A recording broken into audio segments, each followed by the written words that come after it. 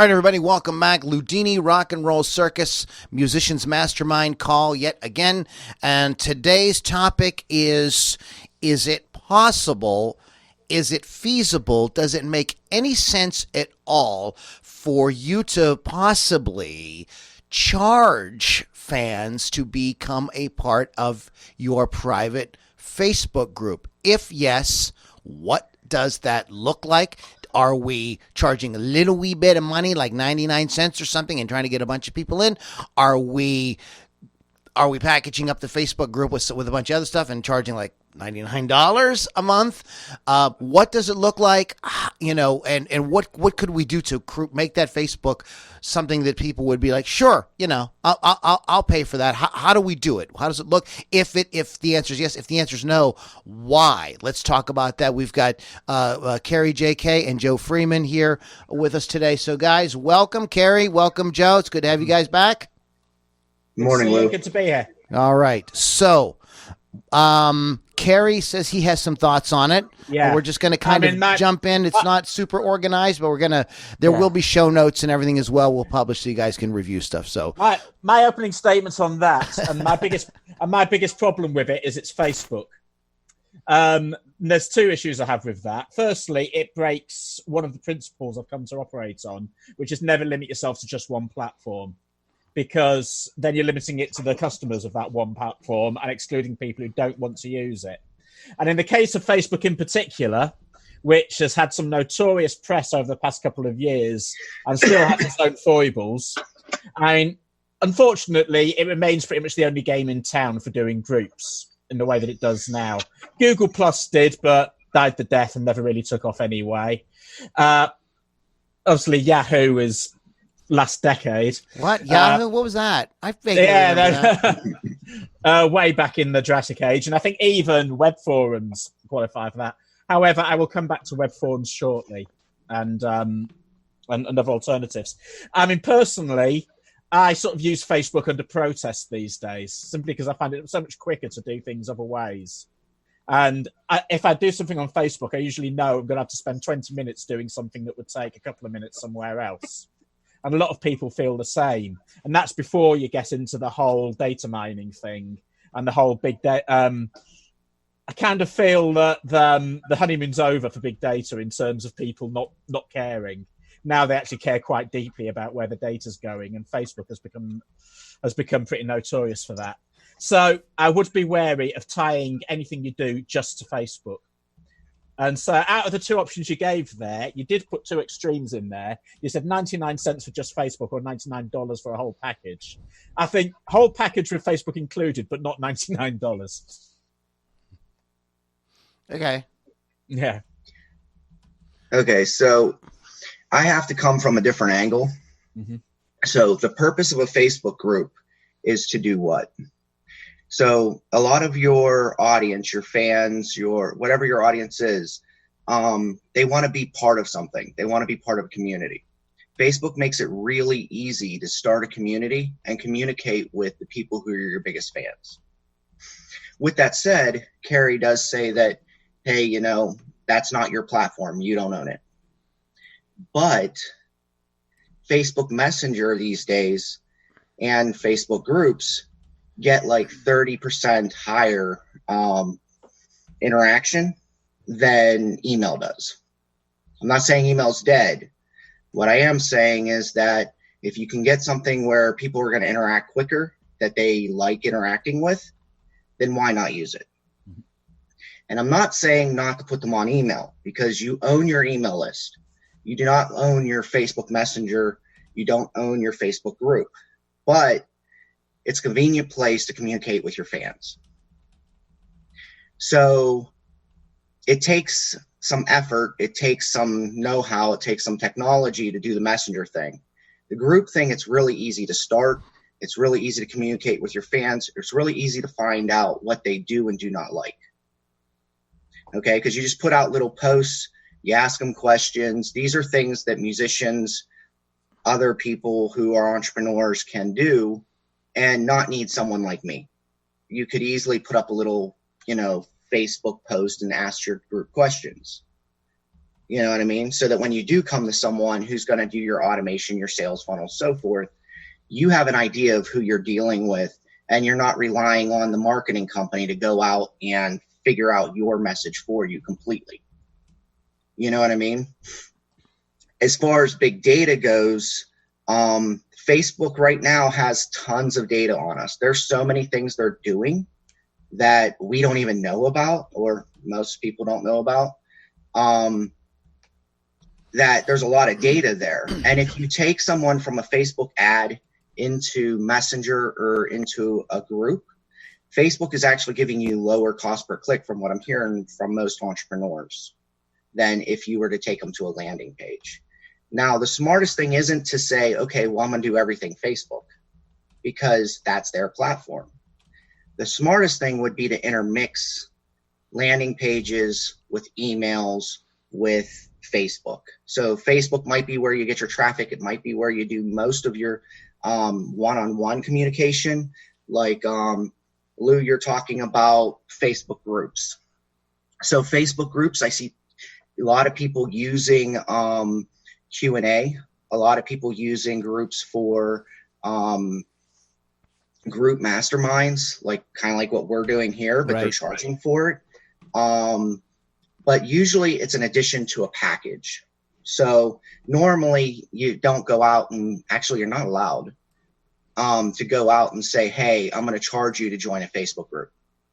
That's actually against Facebook's terms and conditions.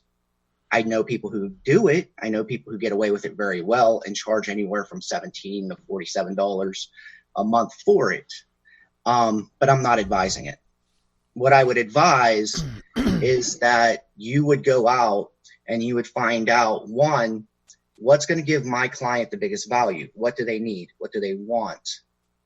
And then you give them what they need and what's going to get them the solution that they want. And you add the community on the back end.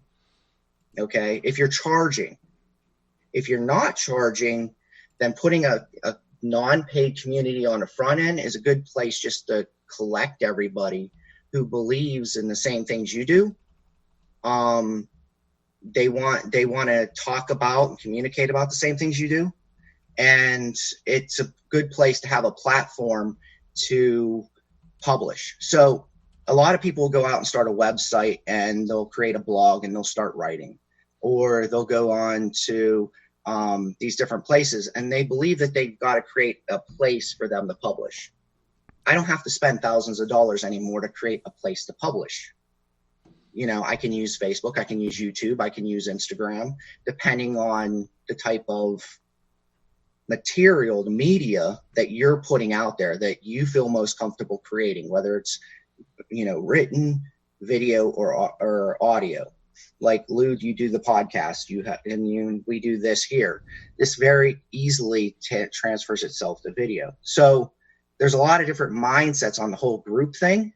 But what I would definitely like second on what Carrie said is, no matter what, you always try to get your biggest fans over into an email list or into something you own.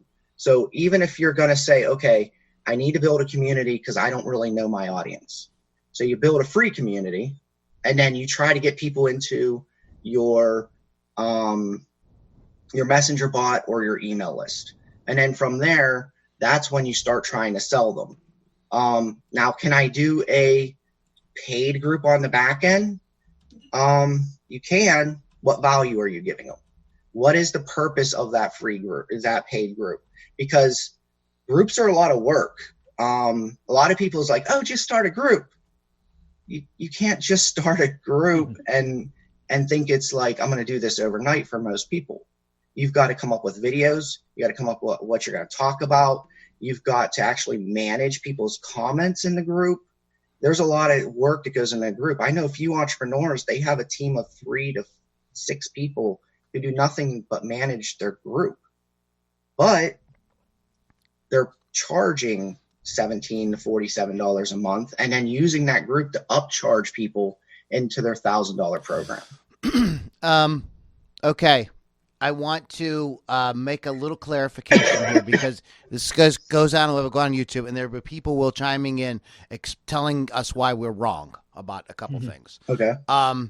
Back in January of 2018, Facebook did change their policies, and you are allowed to charge for certain groups. Oh, cool. Yeah. TechCrunch reports that fees will range $4.99 to $29.99 a month. Yes, that's right. So you could charge because what will end up happening is you'll get charged. Then Facebook, of course, is going to want to put their fingers in the pie, and they're going to get a cut of that. So you could end up paying, a few $100s a month to Facebook. This is not a talk about all the ins and outs of that particular feature.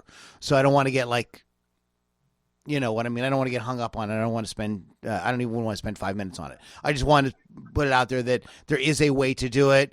If you want to charge just for the Facebook group, there's a way to do it. Because I was researching this before we started today a little bit. So you can go that if you go to charging, how can you charge? How can I charge for my Facebook group? There is several articles online that will explain that to you. It's not all kinds of groups from the way I understand it. It's different kinds. You may have to you may have to submit some kind of thing to Facebook to get permission to do it, whatever. The way around that, though, is to create something and make the Facebook group part of it. Now, the Facebook group can be a big part of it. It could be the main thing that they're getting. You know what I mean? So as musicians, maybe, you sell people an idea that they're going to get a new song every month, for, $1. And then we're all going to hang out in my private Facebook group. And mainly what you're doing is hanging out in the private Facebook group. And the song could be whatever. It could be an acoustic cover. It could be, whatever. So it's the devil's in how you do it, not so much in exactly what you do with it. There are I know I've noticed this too with Facebook, the slowness both on mobile and on computer of it. And I don't know if Facebook is just getting too big for its britches, the server power or whatever is just not able to keep up with the 2 billion people that are on it. I don't know if it's that. I see that as going to be as a, not today, maybe not this year, next year, but I see this as something that could really hurt them because everybody wants it fast, right, Carrie? Yeah. Everybody wants it immediately. And that's why Twitter is constant. That's why Twitter is constant. Yeah. And why they have resisted putting on all these bells and whistles features that everyone else has. Right. They've gone the other way. Their USP has always been simplicity. Yeah. So even when they went up to 240 characters, it was a big deal. So videos are still only 2 minutes 20. Yeah. And you deal with it. Yeah. So you just have to kind of, so you have to think about, now there are sites other than Patreon that you can host subscription content, like OnlyFans, I believe, as well as I think you could correct me if I'm wrong on this, because I think I've heard, maybe I have or maybe I've not heard you talk about this in other mastermind meetings. Joe, Kajabi. I don't know if you know what that is. Maybe I'm thinking of something else. But Kajabi, Subly, Rackspace.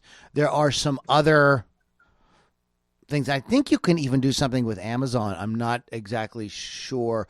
But there are other sites to host your subscription stuff. For which, what you could do, here's a kind of workaround if you're going but I'm working on Facebook and I want to use the ManyChat and I want to hit people with all that stuff. What you could do, there's so many, you could connect the group to one of these subscription platforms, like MemberPress, SubHub, Memberful. So in other words, you get them into the group, and then you start showing them where all this content is, and you just use the group as an adjunct, as a more, maybe an easier way, so they don't have to log into some specialty app. You can keep them on Facebook, and you can just put the content on these other sites as well.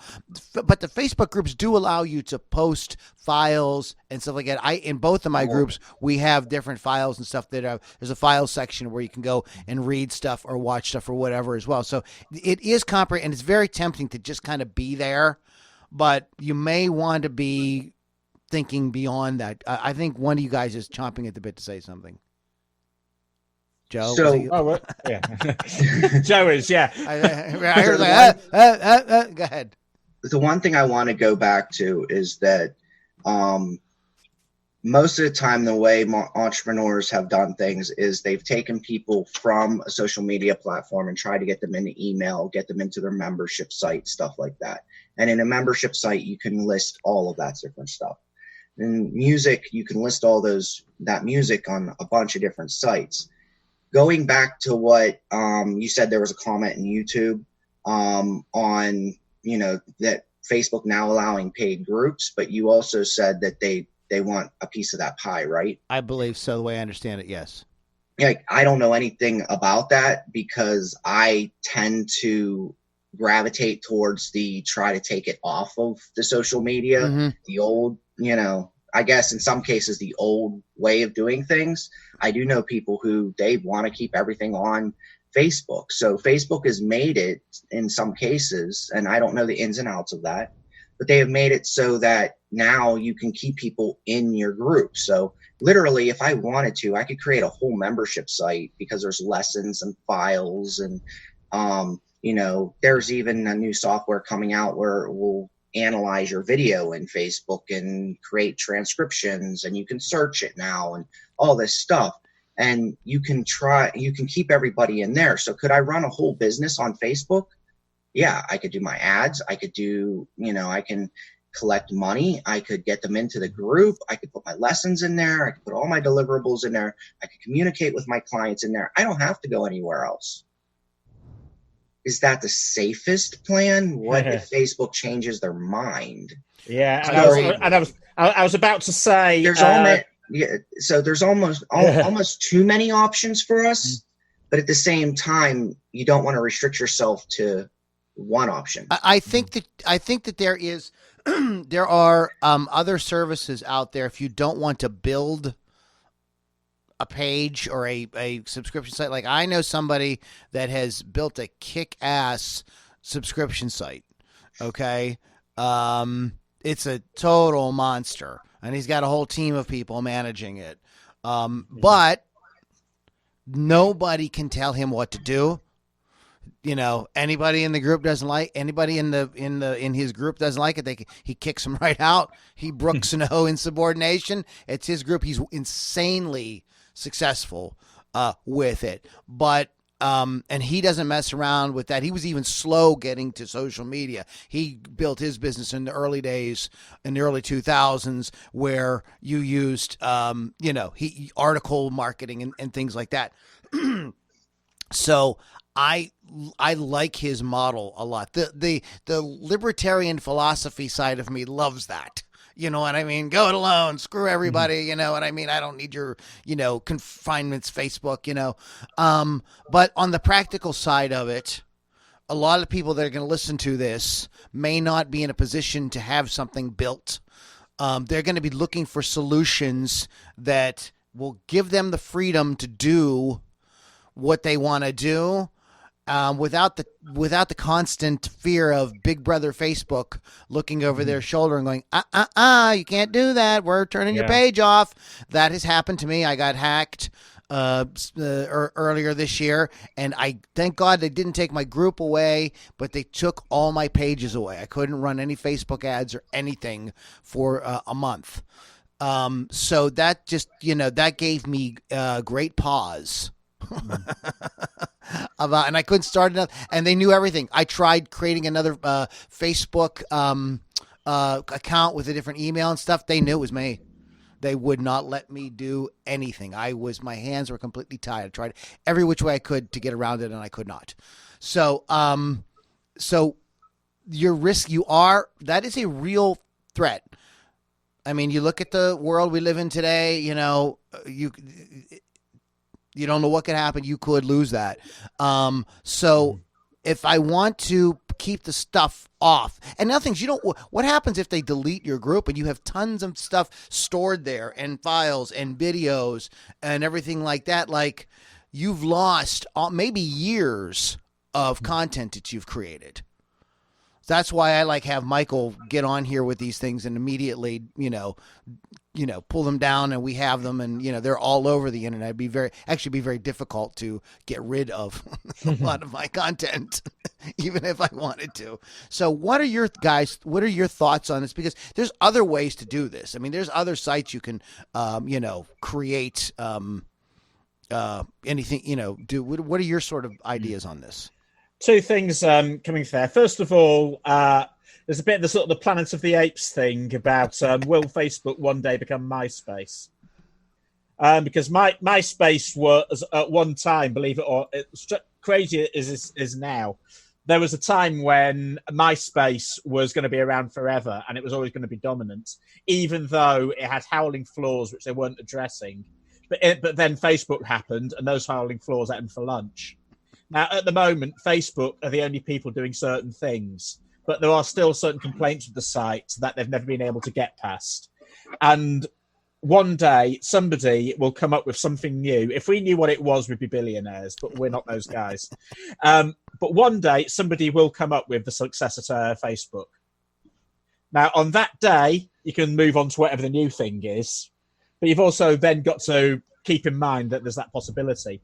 And I'm going right back to when what I remember was right back to things like PHPBB and web forums.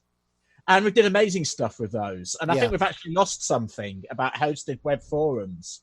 Were great to have. And it would still work to maintain because they always are.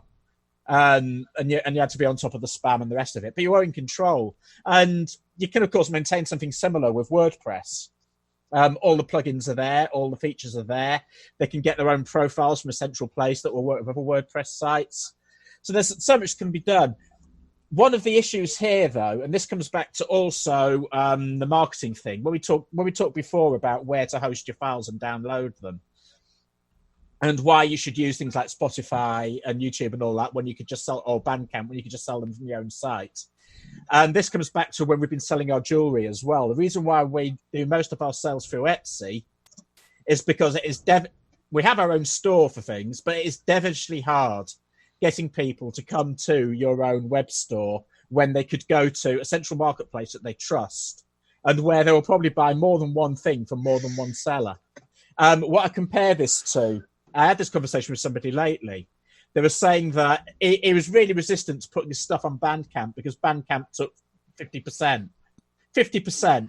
To be honest, I said, well, first of all, a lot of the ethos of Bandcamp means that most of the people who buy stuff on Bandcamp pay more than the asking anyway.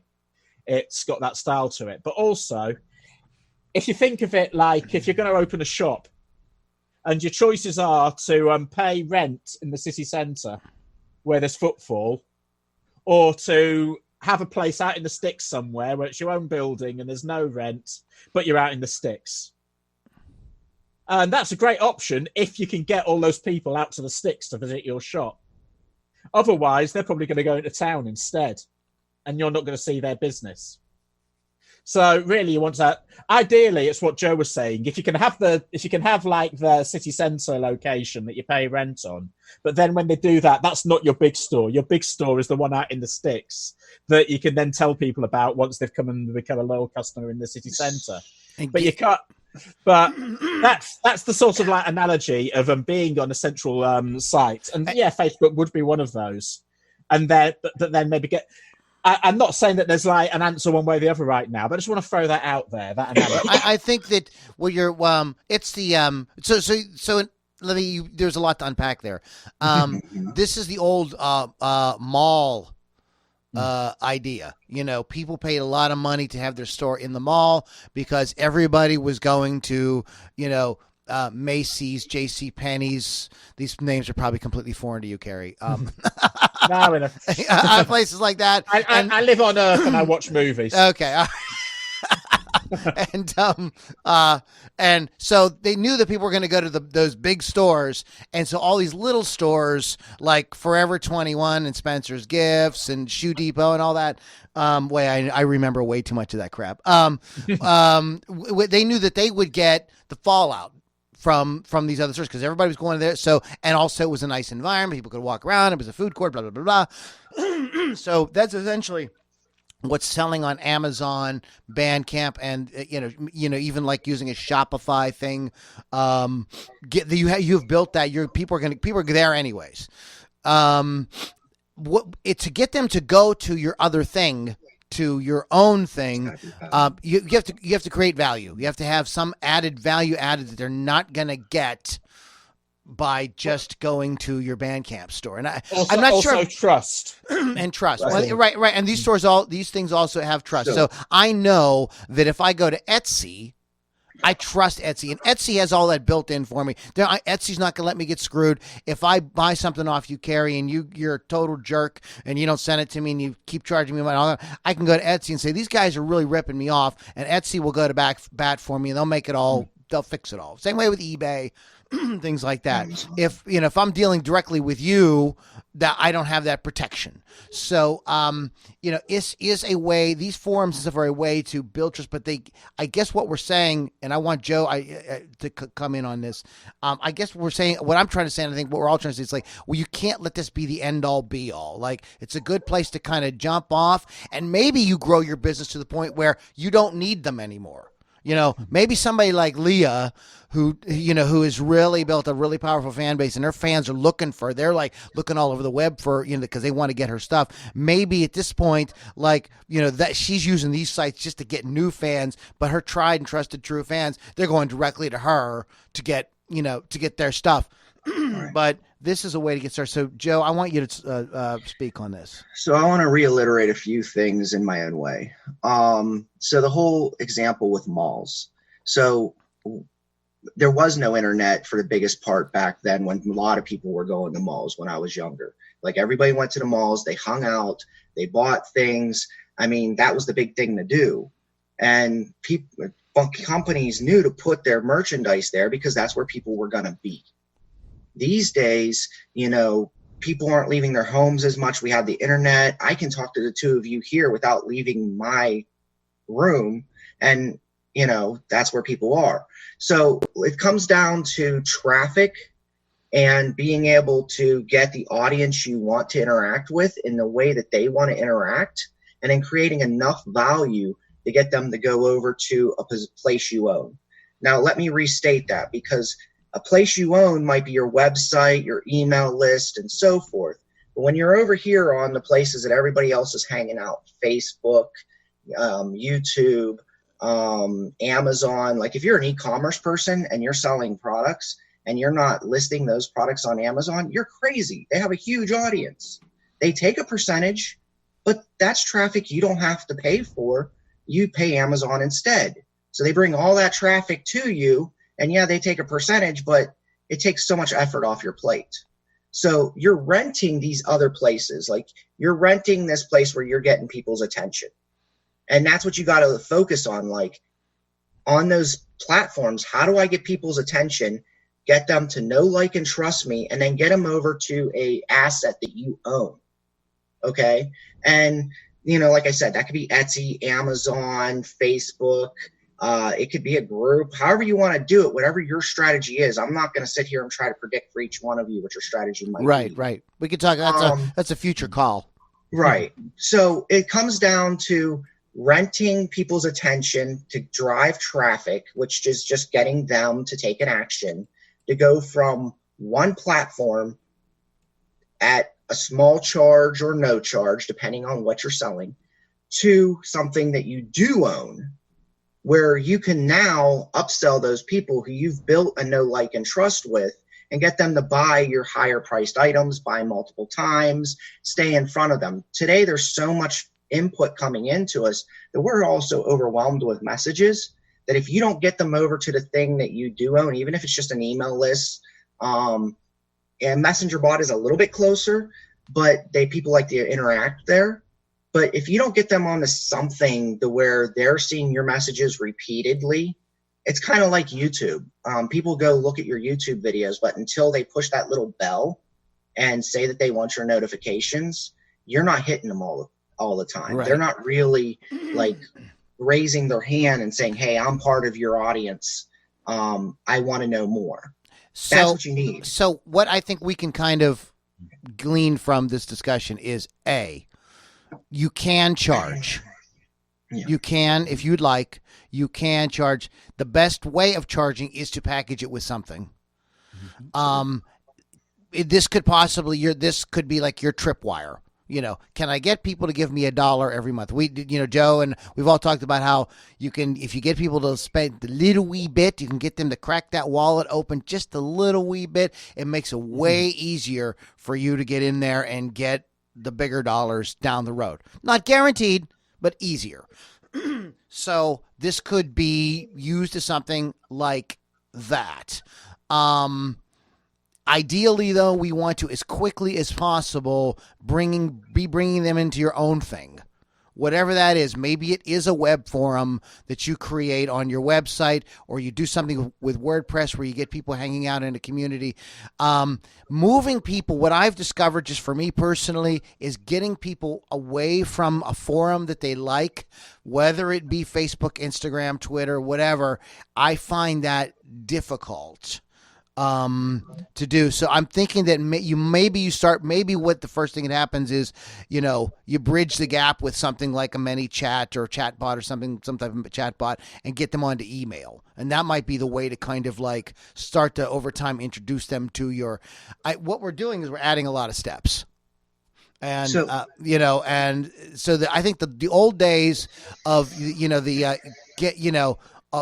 internet's fast and you could just get on there and you can, because just everybody's doing that we have created a situation where, maybe 5 years ago, all you had to have was a Facebook group. Now there is they're immune to that. They look, it's a favorite group. I belong to a bind of them, blah, blah, blah, whatever. That's cool, whatever. So now we've got to kind of up the ante a little bit and figure out how to get them. And I think this might be a conversation for a future show on getting them off of the group, out of that platform, and get them into whatever it's going to be.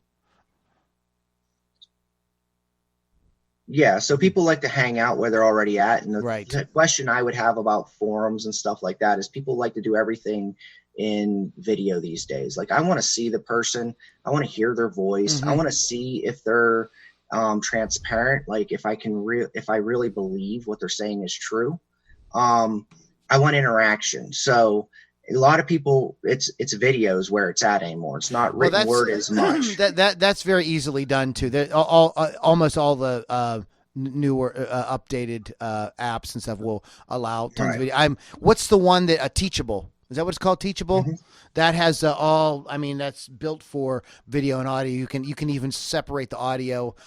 Yeah, that's a membership site. Yeah, so I'm talking more on the first interaction, where you're actually like, it's an open source, like let's communicate with each other like a group. Right. Like Facebook groups and Facebook Lives are very good at this.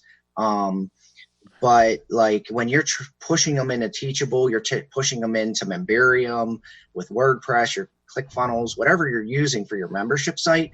Usually that's content that they're consuming and learning from, and then you can implement gamification. So you can implement interaction there, but it's not a community. So how do we do community?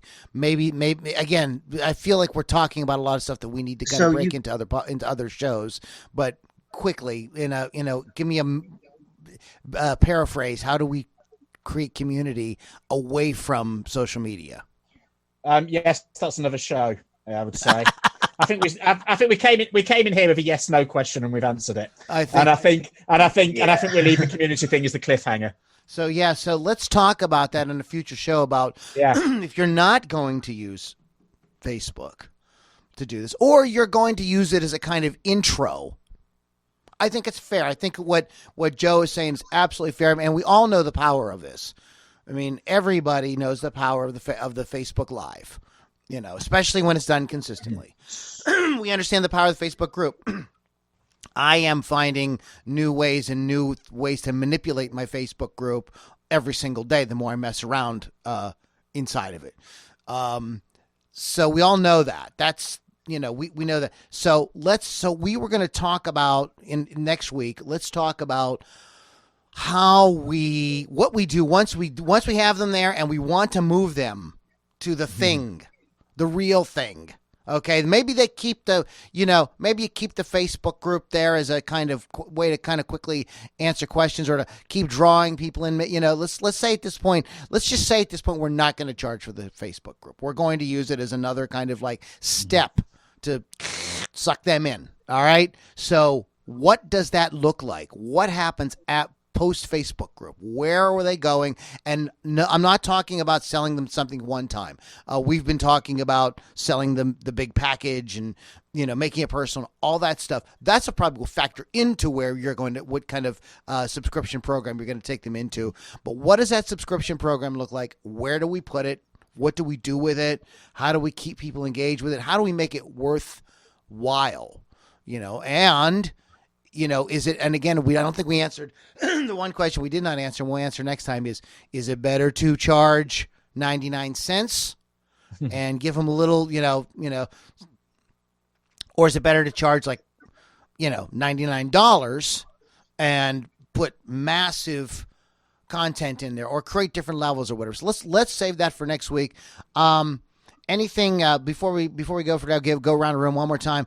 Anything anybody wants to say? Anything you want to plug or anything before we get out of here? So, Carrie, you go first. Well, kjkmusic.co.uk is always my site, and everything else I do, I link from that. Okay, Joe, go ahead and plug your because Joe's a great marketer. Carrie is amazing musician and writer. He writes for he's got a great blog. Wildly entertaining, wildly informative. So make sure you go check him out. Joe is, kind of a marketing guru here, and who we're all learning a lot from, and I'm really grateful to have him here. So, Joe, go ahead and plug what you got too. I would say that there's not a one size fits all as far as groups and packages and value. It all comes down to what kind of value, what kind of problems are you solving for your audience? Right.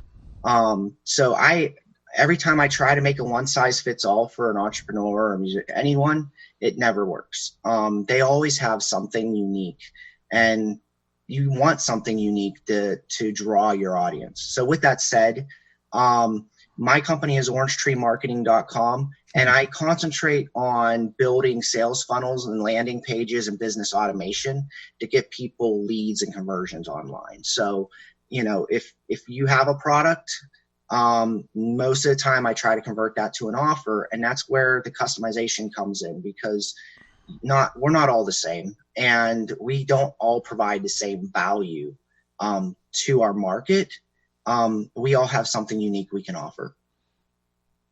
Excellent. All right. Thank you, Joe. Thank you, Carrie. You've been listening to Ludini Rock and Roll Circus, Musicians Mastermind. Go to LudiniRockandRollCircus.com. There's all kinds of different podcasts there, including you can catch up on past masterminds. We're all over the place. We're on Spotify. We're on Apple Music, Podbean, Player FM. So you can find it all there. Guys, thanks for hanging out. We'll catch you all in the next Ludini Rock and Roll Circus.